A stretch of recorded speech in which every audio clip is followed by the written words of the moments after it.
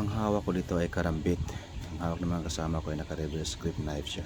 Sumaksik siya sa akin galing abierta. Sinalag ko siya ng kaliwang kamay ko at karambit ko sa bicep, tapos slash, tapos disarm ko.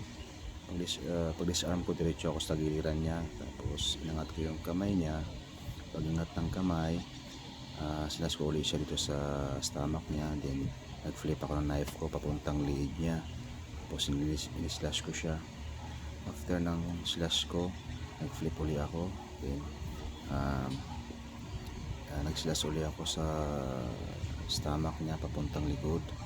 Then take down ko siya gamit ng karambit ko na tinusok ko dun sa malapit sa dibdib niya papuntang ground. Yan, tinake down ko na siya. Pag take down ko siya dyan, nag-slash uli ako sa dibdib niya. Then flip uli ng knife, then slash sa leg niya, then flip uli, slash dun sa stomach niya papuntang groin.